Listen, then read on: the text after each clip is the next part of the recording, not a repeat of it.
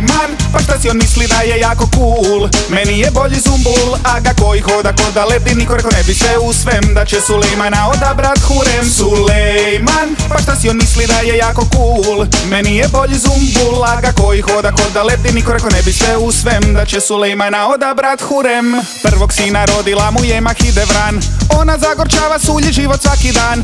Alak ništa drugo, Sulejmančić ima barem oko sebe jedan dosta pozamašan harem. Ibrahim Paša taj je majstor, stvarno pravi car. Sukiju maže sestru maštajućo kal finigar. Sulejman, pa šta si on misli da je jako cool? Meni je bolji Zumbul, aga koji hoda ko da lebdi. Niko rekao ne bi sve u svem da će Sulejmana odabrat Hurem. Pratitelji Sulejmana postali su sekta, svi gledaju sapunicu s povijesnog aspekta. Ma ne daj Bože propustiti niti jedan dan, što ako se potuku Hurem i Mahidevran. Ak zakasniš nađi nekoga da ti stelke snima, ne mreš ne vidjeti što će obuć curkica sa Krima. Njeno ime znači ona što uveseljava, ak će snimati kod nas Hurem će morat biti Ava. Sulejman, pa šta si on misli da je jako cool? Meni je bolji Zumbul, aga koji hoda ko da lebdi. Niko rekao ne bi sve u svem da će Sulejmana odabrat Hurem. Sulejman, pa šta si on misli da je jako cool? Meni je bolji Zumbul, aga koji hoda ko da lebdi. Niko rekao ne bi sve u svem da će Sulejmana odabrat Hurem.